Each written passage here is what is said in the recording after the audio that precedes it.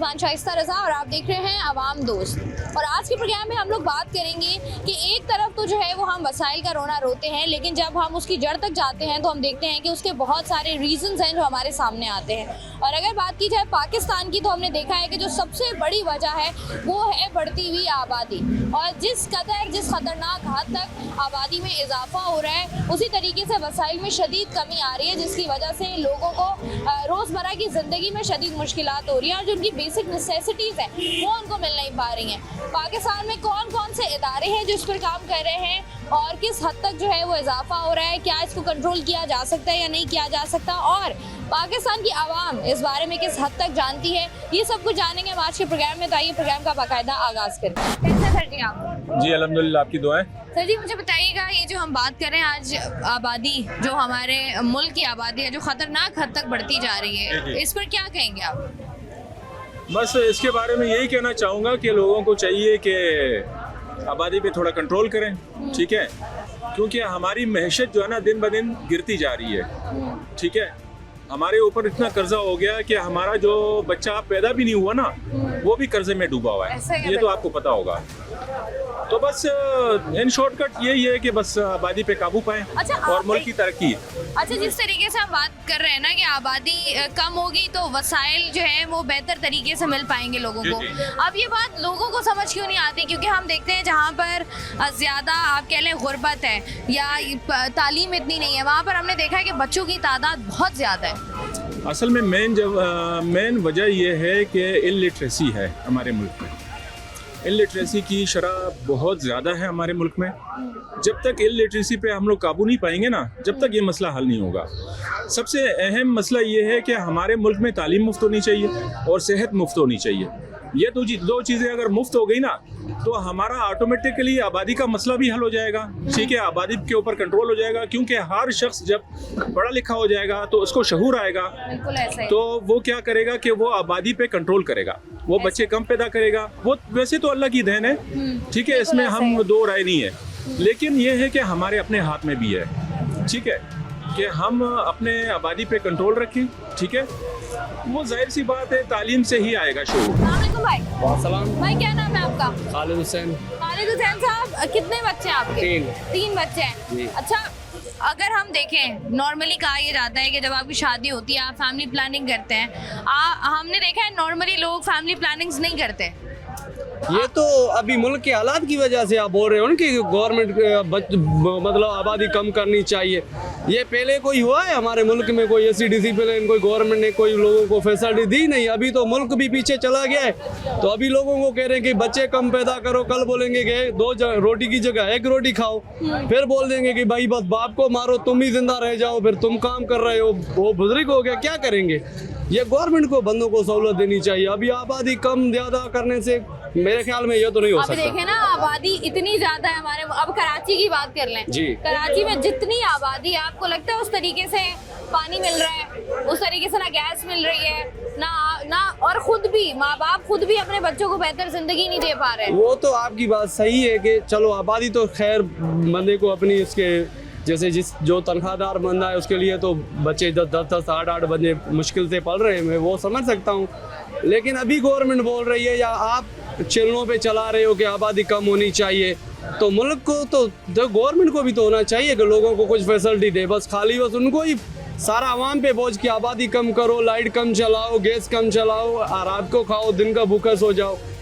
ठीक है जी, बहुत शुक्रिया आपका। हुकूमती सतह पर भी जो है वो बहुत सारी ऐसी चीज़ें हैं, बहुत सारे ऐसे पॉइंटर्स हैं जिनको जहन में रखना भी ज़रूरी है और साथ ही साथ उस पर इम्प्लीमेंटेशन भी बहुत ज़रूरी है, क्योंकि यहाँ पर अगर हम देखें तो आबादी को लेकर हमेशा से एक तजाद हमेशा से शुरू दिन से रहा है, जिसकी वजह से लोगों को जो है वो मुश्किलात भी होती हैं और लोग इस पर कन्विंस भी जो है वो आसानी से नहीं होती हैं। प्रोग्राम का सिलसिला जारी है, वक्त तो एक ब्रेक का, हमारे साथ रहिए।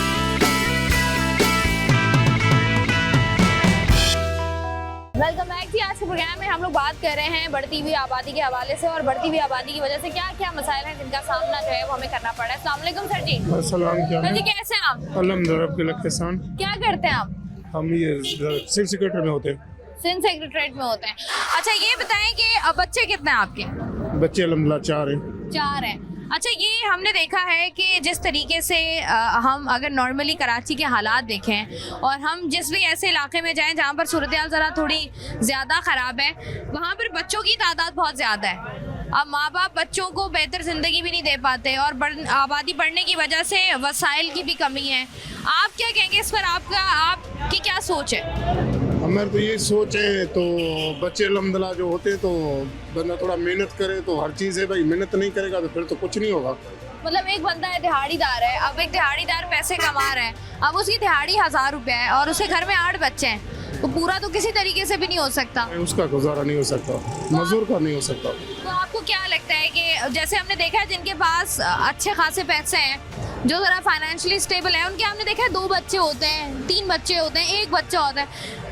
जिनकी कमाई, जिनके रिसोर्सेज कुछ खास नहीं है, उनके हमने देखा है माशाल्लाह 10-10 बच्चे होते हैं, 11-11 बच्चे। आपको लगता नहीं आबादी पर ज़रा कंट्रोल करना ज़रूरी है? नहीं, वो देख ना, वो मर्द भी होता है जो गरीब होता है उस चीज़ में चिंता नहीं देता, जो होशियार बंदा होता है वो बोलता है थोड़ा बच्चों के लिए बंदा सोचे, उन बच्चों को मंजिल पे हुए, ऐसे नहीं बच्चों को लो में घूमे या उसका खाना पूरा टाइम का नहीं, वो बंदे के ऊपर होता है, डिमांड जो करे।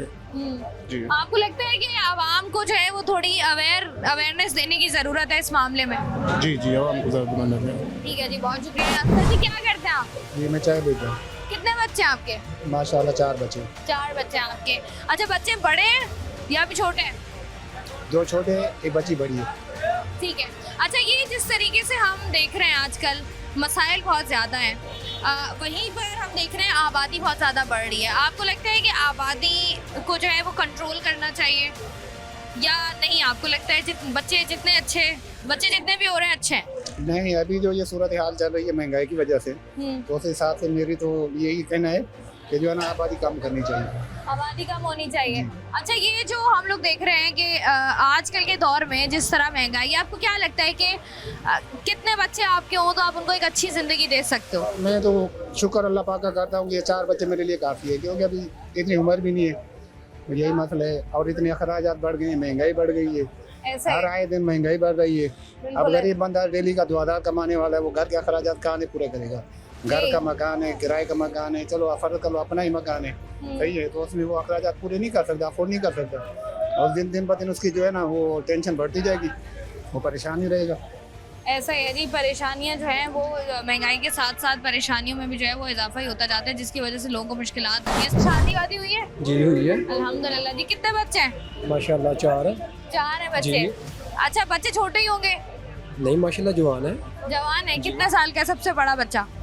मेरी बड़ी बेटी है तकरीबन 13 साल की है। माशाल्लाह माशाल्लाह माशाल्लाह। कम उम्र में शादी हो गई आपकी? कितने साल के थे जब शादी हुई? 14 साल का। 14 साल के थे? इतनी जल्दी शादी कैसे कर ली?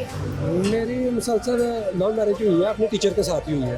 लव मैरिज थी? टीचर के साथ हुई है। टीचर से शादी की है? अच्छा, तो टीचर, तुम कौन सी क्लास में थे? तकरीबन मैं 8वीं में होगा। और टीचर क्या पढ़ाती थी? बस वो मॉनिटर थी क्लास की, तो उसके बाद टीचर लग गई। अच्छा, मुझे बताएं कि जिस तरीके से हम देख रहे हैं बढ़ती हुई आबादी और बढ़ती हुई आबादी के साथ बढ़ते हुए मसाइल हैं, आपको क्या लगता है कि ये जो आबादी बढ़ रही है हमारी, इसको जहाँ जहाँ उन एरियाज़ में जहाँ गुर्बत ज़्यादा है वहाँ हम देख रहे हैं बच्चों की तादाद बहुत ज़्यादा है, आपको लगता है कि आबादी को ज़रा कंट्रोल करना चाहिए या आपको लगता है कि बच्चे जितने भी हों अच्छे हैं? नहीं, देखो ना, अगर हम लोग मुसलसल की तौर देखें यानी कि इक़्तिदार की तरफ, तो इक़्तिदार तो इंशाल्लाह अच्छी बात है, यानी कि बढ़ रही है। तो अगर हम लोग देखें गुर्बत की तरफ, तो ये यानी कि मुनासिब भी नहीं है। मैं तो बस यही कहना चाहता हूँ, जो भी यानी कि शादी करता है बस 1-2 बच्चा बिल्कुल ठीक है, आप उसकी परवरिश ही अच्छी कर सको तो उसको स्कूल में पढ़ाओ, यूनिवर्सिटी में पढ़ाओ, बड़ा होकर कुछ बन जाए। ज़्यादा बच्चे होंगे तो माँ बाप का भी ध्यान पटक जाता है, यानी कि उसकी तरफ नहीं जाता। तो बस तमाम तर बच्चों को जो है वो बराबर तवज्जो नहीं मिल पाती है और आप उनको बेहतर ज़िंदगी भी नहीं दे सकते, क्योंकि जिस तरह के हमारे हम कह लें कि जिस तरीके के माशरे में हम रह रहे हैं, वहाँ पर जो है वो आप बच्चों की स्कूलिंग अगर देख लें और साथ ही साथ उनकी रोज़मर्रा की ज़िंदगी देख लें, खाना पीना देख लें, आटा चीनी दाल देख लें, जिस कदर वो महंगी हो गई है उसकी वजह से जो है वो लोगों को शदीद मुश्किलात भी हैं और लोग एक बच्चे का भी जो है वो पेट पालना उनके लिए मुश्किल हो गया है। यहाँ से ज़रा मज़ीद चंद आगे बढ़ते हैं और चंद और लोगों से बात करके जानते हैं कि वो क्या राय रखते हैं इस पर। अस्सलाम वालेकुम भाई। वालेकुम अस्सलाम। भाई क्या करते हैं आप? मैं टेलर का काम करता हूँ। टेलर का काम। शॉपिंग करने आए हैं? नहीं, बच्चे की दवाई लेने आया था। अच्छा, तो बच्चा आपका है? जी हाँ, कितने साल का है? 4 साल का। जितने भी बच्चे हों माशाल्लाह, अल्लाह पाक रिस्क भी दे, सेहत भी दे। ये इनकी बेहतर ज़िंदगी के लिए आपको लगता है कि आजकल जिस कदर जितनी कमाई है हमारी, जी हाँ, उससे आप 4-4 या 10-10 बच्चों को जो है वो पाल सकते हैं, उनको अच्छी ज़िंदगी दे सकते हैं या नहीं? खुदा ही दे सकता है, हम तो पैदा ही कर सकते हैं। बच्चे कितने हैं? बच्चे माशाल्लाह 4 हैं। 4 बच्चे हैं, हो जाता है गुजारा? बस हो जाता है, अल्लाह का शुक्र है। अच्छा, ये जिस तरीके से हम देखें बच्चों को, अगर बच्चों की स्कूलिंग हम देखें तो बच्चों की स्कूलिंग ही आजकल बड़ी महंगी हो गई है। जी बिल्कुल, महंगाई तो बहुत है, भी गुजारा हो जाता है, गुजारा करना है भी क्या करें। तो क्या करते हैं आप बच्चों को? प्राइवेट स्कूल में डाला हुआ है, सरकारी स्कूल में डाला हुआ है? बच्चों को तो प्राइवेट स्कूल में डाला हुआ है। प्राइवेट स्कूल में। अच्छा, ये जितने खर्चे हैं हमारे और बच्चों के जितने खर्चे हैं, कभी खुदा ना खास्ता कोई बच्चा बीमार हो गया या कपड़े चाहिए या कुछ भी, आपको लगता है कि जिस तरीके से हमारे मुल्क में आबादी बढ़ रही है, आपको लगता है कि उस तरीके से हमारे मुल्क में वसाइल मौजूद हैं?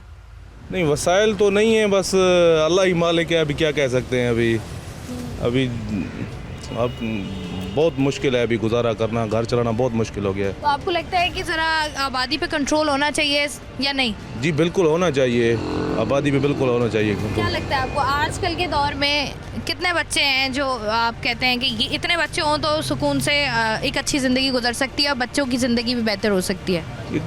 मेरे ख्याल में कम से कम 2 होने चाहिए, उससे हो सकता है बंदा अफोर्ड कर सके, ज़्यादा तो अफोर्ड नहीं कर सकता है बंदा। इससे ज़्यादा जो है वो अफोर्ड नहीं हो सकते हैं। ठीक है जी, अस्सलाम वालेकुम। वालेकुम सलाम। क्या नाम है भाई आपका? ठीक हूँ। क्या नाम है आपका? इदरीस। इदरीस साहब। इदरीस साहब, कितने बच्चे हैं आपके? 4 बच्चे हैं। 4 बच्चे हैं। तो सबसे बड़ा बच्चा कितने साल का है? 7 साल का है। 7 साल का है। अच्छा, बच्चे यहीं पर हैं या बच्चे गाँव में? यहीं पर है। यहीं पर हैं। तो किस तरीके से उनको, क्या आपने उनकी अच्छी बेहतर ज़िंदगी के लिए क्या सोचा हुआ है? बहुत कुछ जो बाप सोच सकते हैं। तो ये आज जो माहौल है, जो हाँ। महंगाई है, आपको लगता है इसमें मुमकिन है ये तमाम तर चीज़ें? अल्हम्दुलिल्लाह, ये तो अल्लाह ताला का काम है। अच्छा, बच्चे देना अल्लाह का काम है, उसको संभालना भी अल्लाह का काम है। आपका काम क्या है फिर? हाँ, यही जो यहाँ ठिया लगता है। सही है। अच्छा, मुझे बताएं, आपको लगता नहीं है कि जिस तरीके से हमारे मुल्क में मसाइल हैं, कराची शहर में जिस कदर आबादी बढ़ गई है, आपको लगता है आबादी को थोड़ा कंट्रोल करना चाहिए या नहीं? ये तो आबादी जितना बढ़ेगा उतना मुल्क को फ़ायदा होगा, वसाइल। कंट्रोल होगा उतना वसाइल पे कंट्रोल लाजमी है। अच्छा, तो आपको लगता है कि जब आबादी बढ़ेगी तो बेहतर है मुल्क के लिए? हाँ, बेहतर है। जहाँ घर के अपराध भी ज़्यादा हो उतना वसाइल भी अच्छा होता है घर का। तो आप देखें ना, एक घर का, अगर एक घर में 4 लोग हैं, उनका पानी पूरा हो रहा है, अब वही उसी घर में अगर 10 लोग हैं तो सरकार तो पानी नहीं पूरा कर पा रही। ये तो सरकार का काम ही नहीं है, तो अल्लाह ताला का काम है पूरा करना सबका, हर इंसान का। आपको लगता है बच्चे हाँ, जितने हो जितना अच्छे हैं? 12 बच्चे 13 बच्चे जितना हो सही है। जितना हो ठीक है। हाँ। ठीक है जी, बहुत शुक्रिया जी। क्या करते हैं आप? हम तो प्रिंसिपल हैं डिग्री कॉलेज के। प्रिंसिपल हैं। अच्छा, ये बताइएगा कि माशाल्लाह बच्चे कितने हैं आपके? 4 बच्चे हैं। अच्छा, ये बीइंग प्रिंसिपल, आपको क्या लगता है कि आजकल के दौर में अगर आपके बच्चे हैं, कोई 5 या 6 बच्चे हैं आपको क्या लगता है कितना मुश्किल है उनकी तालीम को अफोर्ड करना? बहुत मुश्किल है, आजकल तो महंगाई है और तकलीफ दे है, इसमें तो ज़्यादा तकलीफ आ रही है इंसान को। आपको लगता है लोगों को समझ है या लोग इस बारे में बात करना चाहते हैं कि आबादी को कंट्रोल करना है, फैमिली प्लानिंग नाम की कोई चीज़ होती है, या नहीं लोग अभी भी उसको बुरा समझते हैं? नहीं, अभी कुछ आधा 50-50 हो गया है। आधे लोग कह रहे हैं कि आबादी कम हो, आधे लोग कह रहे हैं कि ज़्यादा हो। तालीम कम है हमारे पाकिस्तान में, इसलिए। आपका ज़ाती ख्याल क्या है कि इतने छोटे कुंबा होगा इतना अच्छा होगा, वो तो बात है। आजकल के दौर में कितने बच्चे हों तो गुजारा आसान है? ज़्यादा 4 हो। ज़्यादा से ज़्यादा 4 होने चाहिए। ठीक है जी, बहुत शुक्रिया। अस्सलाम वालेकुम। वालेकुम सलाम। भाई जी, क्या करते हैं? हम तो मैं पाकिस्तान नेवी में हूँ। पाकिस्तान नेवी में आप? कितने बच्चे हैं?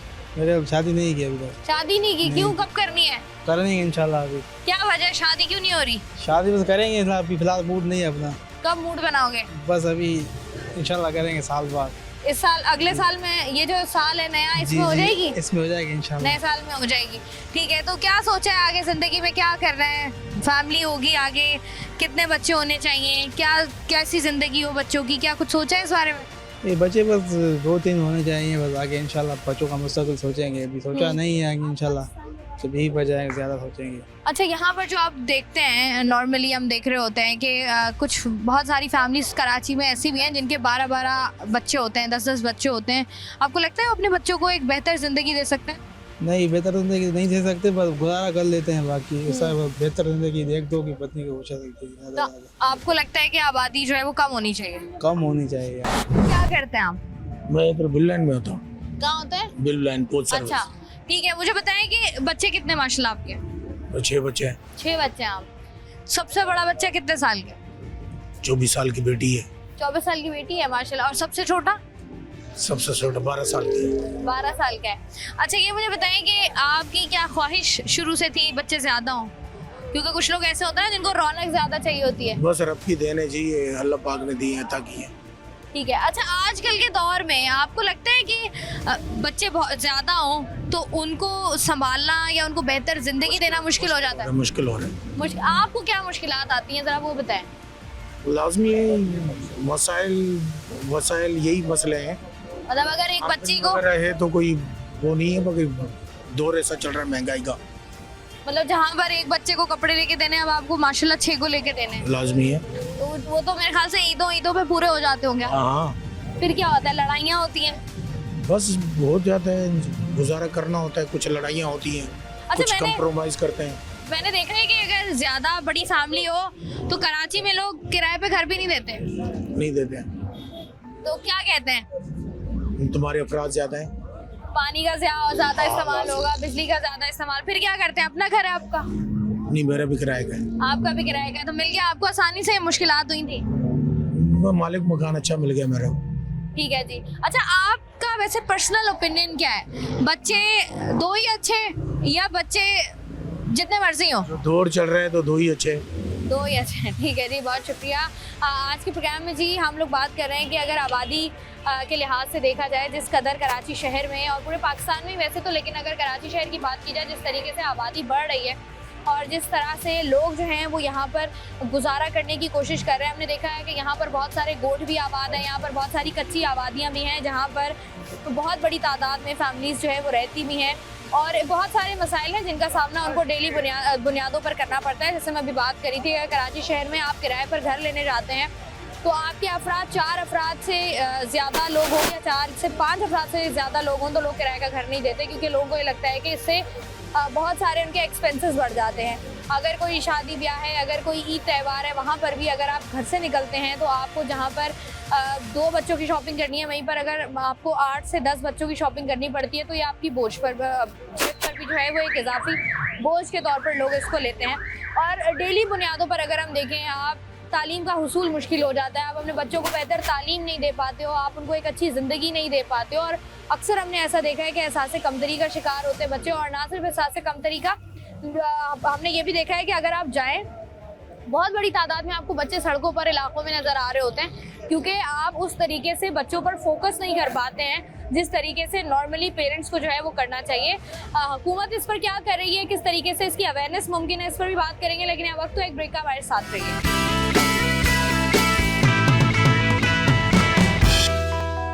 वेलकम बैक जी। प्रोग्राम में इस वक्त बात करने के लिए मेरे साथ मौजूद हैं मोहम्मद नासिर खान साहब, जो कि डिप्टी डायरेक्टर हैं सिंध ब्यूरो ऑफ स्टैटिस्टिक्स के। तो इनसे बात करते हैं। अस्सलाम वालेकुम सर जी। वालेकुम जी। जी, सबसे पहले तो बहुत बहुत शुक्रिया टाइम देने का। सबसे पहले मुझे बताइएगा, क्योंकि आजकल अगर हम जिस तरीके से देख रहे हैं शहर में आबादी बढ़ रही है, इसके ज़रा स्टार्ट्स पे हम बात कर लें। क्या स्टार्ट्स हैं हमारे पास?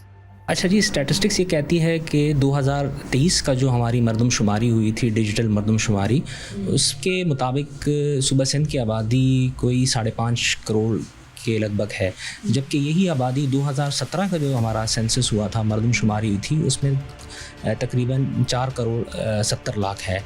और अगर हम इसकी थोड़ी सी एस्टिमेशन करें तो हम तकरीबन 11 लाख लोग हर साल ऐड करते हैं इस आबादी में, जो मैंने आपको आदाद व शुमार बताए हैं। अच्छा, जिस तरीके से नासिर खान साहब हम देखें, ये आबादी जैसे आप बता रहे हैं कि रोज़ाना हर साल जो इनकी तादाद में इजाफा होता है, ये इजाफा जो है ये ख़तरनाक हद तक ज़्यादा है या ये इट्स वेरी नॉर्मल? नहीं, ये पाकिस्तान उन ममालिक में है जिसमें आबादी की शरह जो है बहुत ज़्यादा है, और पाकिस्तान 2050 में उन ममालिक में होगा जो कि आबादी के टॉप 4 या 5 कंट्रीज़ में आएगा। तो ये ख़तरनाक हद तक जो है एक अलार्मिंग पोजीशन पे है हमारी आबादी। लेकिन नासिर खान साहब, जिस तरीके से हम देख रहे हैं, क्योंकि बाकी सारे सेक्टर्स में तो उस तरीके से चले, अगर हम मान भी लें कि काम नहीं हो रहा, थोड़ा बहुत हो रहा है, लोग बात करते हैं, आबादी और बढ़ती हुई आबादी एक ऐसी चीज़ है जिस पर लोग ज़्यादा बात भी नहीं करते, लोग इसको सीरियसली भी नहीं लेते और इसको बड़ा टैबू भी समझा जाता है। आपको क्या लगता है कि what's the reason behind it, कि क्या वजूहात हैं जो इतनी तेज़ी से हमारी आबादी में इजाफा हो रहा है? अच्छा, इसमें एक तो ज़ाहिरी बात है हमारे पास जो तालीम और आगाही की कमी है। देखिए, जब तक आप किसी भी मसले को ओन नहीं करेंगे, उसको जानेंगे नहीं, वो मसला कभी हल नहीं होगा। हमारी तरफ से जो हम अपने रीजन के और ममालिक देखें तो उसमें जो हुकूमत की तरफ से ख़र्चा होता है इस तरह के प्रोग्राम्स पर, सेहत के, वो भी हमारी spending compare to India, Bangladesh, Iran ये कम है। तो ये भी है, इसका मतलब यही है कि हमारा इस वक्त हमने इसको आइडेंटिफाई नहीं किया एज अ राइट प्रॉब्लम। तो ये अब आपको क्या लगता है, क्योंकि जैसे आपने बात की कि 2050 में एक अलार्मिंग सिचुएशन होगी और हम अभी तक इसको आइडेंटिफाई नहीं कर पाए, तो आपको क्या लगता है कितना टाइम दरकार है और क्या मसाइल हैं जिनका सामना आप लोगों को करना पड़ता है? अच्छा, इसमें ऐसा है कि देखें, हम आम आदमी भी ये देखें कि अगर लेट सपोज़ हमारी आबादी बढ़ती रही तो क्योंकि हमारा जो आमदन है, हमारी कौमी आमदन है, वो इस हिसाब से नहीं बढ़ रही। तो इसका मतलब ये कि अगर हमारी कौमी आमदन हमारी आबादी की से ज़्यादा नहीं बढ़ेगी, ज़्यादा स्पीड से नहीं बढ़ेगी, तो हमारे पास आने वाले वक्तों में बहुत सारे मसाइल का सामना होगा। उसमें यही होगा कि हमारे पास इतने स्कूल्स नहीं होंगे, ठीक है, ना इतने कॉलेजेस होंगे जो कि आबादी के ग्रोथ रेट के लिए मुनासिब हो।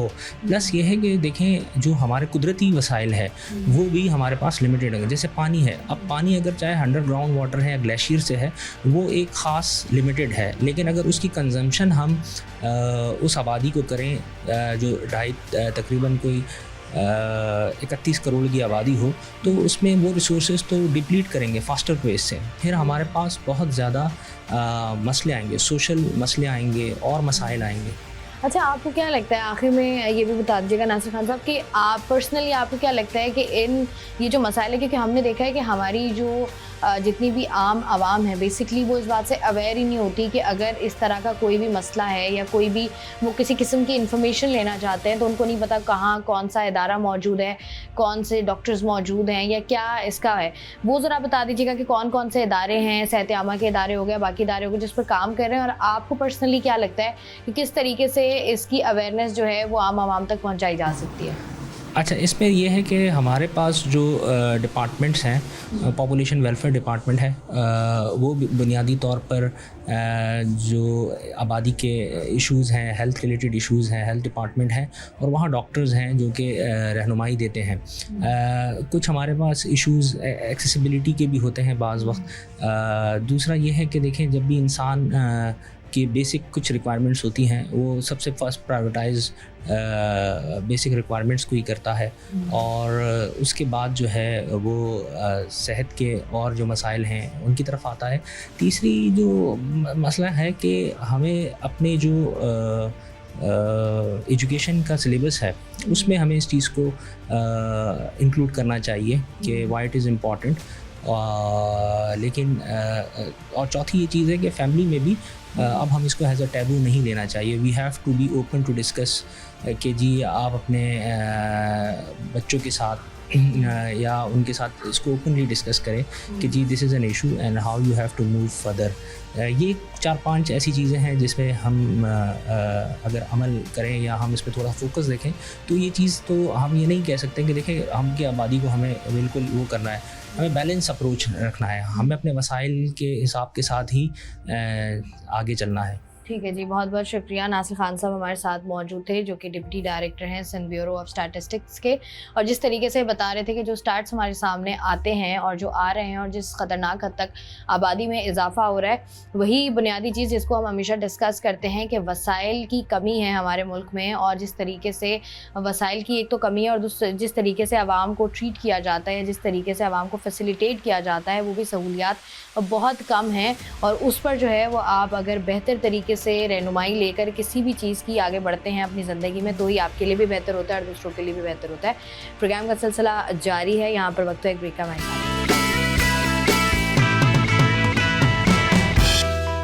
वेलकम बैक जी। इस वक्त प्रोग्राम में मेरे साथ बात करने के लिए मारूफ मजहबी स्कॉलर मुफ्ती फ़ज़ल सुबहानी साहब मौजूद हैं, क्योंकि हम बात कर रहे हैं कि ये जो बढ़ती हुई आबादी है और उसके साथ ही साथ हमारे मुल्क में, हमारे शहर में जो वसाइल की कमी है उस पर हम लोग बात कर रहे हैं। और अक्सर लोगों की जानिब से बात कही जाती है कि जिस तरीके से इस्लाम का रेफरेंस जब दिया जाता है तो हमेशा ये बात की जाती है कि ये अहकामात हैं कि जो तादाद है उम्मतियों की वो ज़्यादा होनी चाहिए, और ये कॉन्फ्लिक्ट आता है। तो हमने सोचा कि क्यों ना इस पर ज़रा क्लैरिटी ले ली जाए, ख़ुद भी और आप तक भी पहुंचाई जाए। तो सबसे पहले तो बहुत बहुत शुक्रिया। अस्सलाम वालेकुम सर जी, कैसे हैं आप?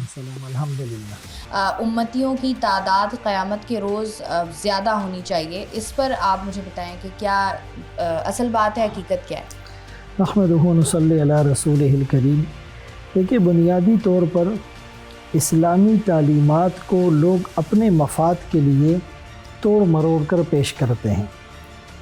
जो कॉम्प्रिहेंसिव डिटेल है उसको समझने की ज़रूरत है।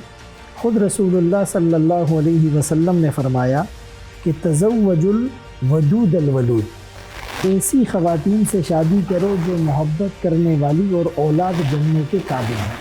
फ़इन्नी मुकाफ़िरुम बिकुमुल उमम, इसलिए कि मैं दीगर उम्मतों पर तुम्हारी कसरत के ज़रिए से फ़ख्र करूँगा।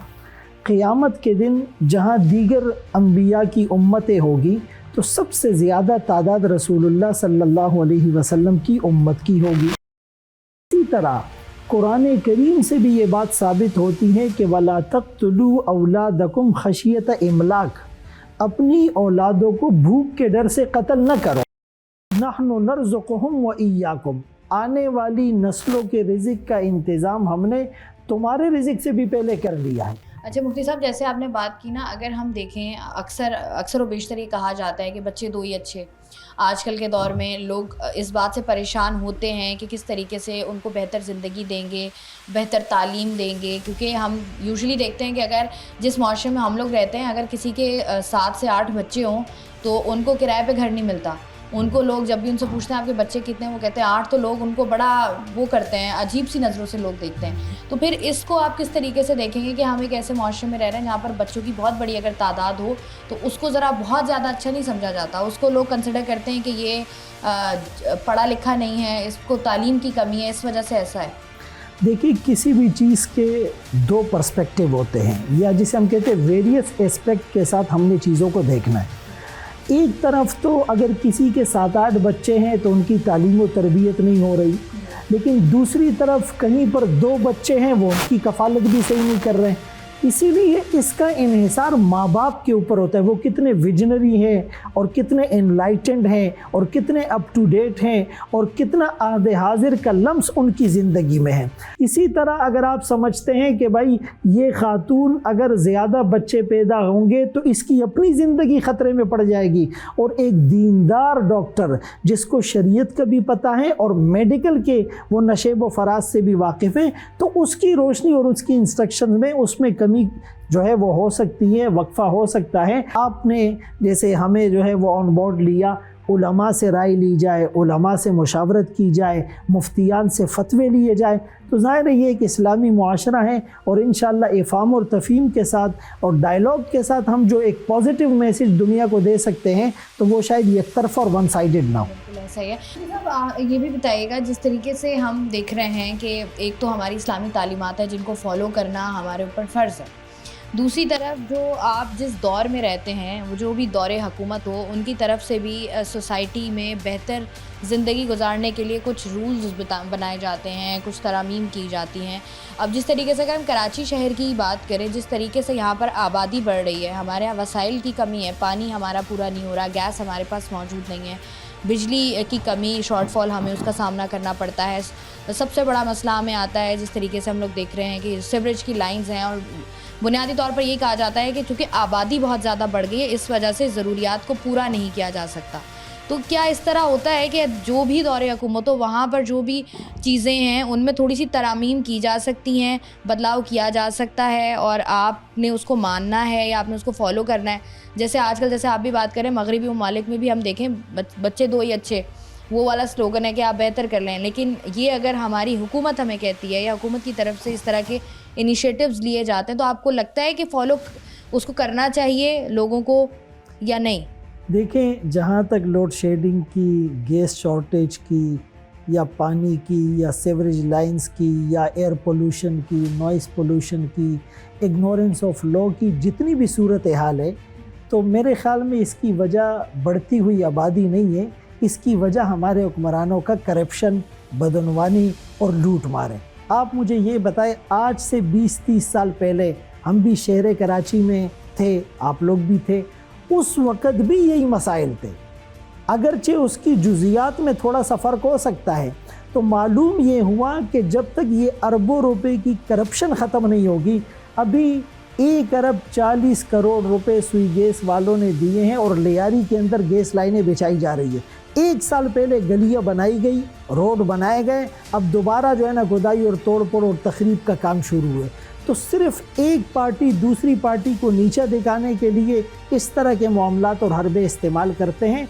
तो मेरे ख़्याल में मैंने शुरू में उस हवाले से बात कर ली है, अभी हुक्मरानों को चाहिए कि अपनी करप्शन और बदनवानी छुपाने के लिए इस तरह के जो है वो मिसाल के तौर पे स्लोगन या नारे न लगाए जाएं और ख़ुद अपने जो है वो अकाउंटेबिलिटी ऑफ करप्ट, इसको रियलिटी या ड्रीम, इसको हकीकत का रूप दिया जाएगा तो इंशाल्लाह ये मसाइल ख़ुद ब खुद हल हो जाएंगे। बाकी जहाँ तक आपने बात की, देखें, गवर्नमेंट की कोई भी बात अगर शरीयत के ख़िलाफ़ ना हो तो उसको मानना चाहिए, लेकिन अगर उनकी कोई बात अल्लाह के हुक्म और रसूलुल्लाह सल्लल्लाहु अलैहि वसल्लम के तरीक़ों से टकरा रही हो, कॉन्फ्लिक्ट आ रहा हो, तो वाज़ेह अहकाम है ला तआत लिमखलूक़िन फ़ी मासियतिल खालिक, कि अल्लाह की नाफरमानी में मखलूक की इताअत जायज़ नहीं है। गवर्नमेंट हॉस्पिटल्स में आप सर्वे करते रहते हैं, आप मीडिया के लोग हैं, हम भी करते हैं, वहाँ पर आप देखें कि जो मेडिसिन फ्री दी जाती हैं वो मेडिसिन बिक रही है और अल्ट्रासाउंड की मशीनें ख़राब होती है, एक्सरे की मशीनों का रिज़ल्ट उसके ऊपर जो है ना कोई एतमाद नहीं करता, वो रिलायबल नहीं होती।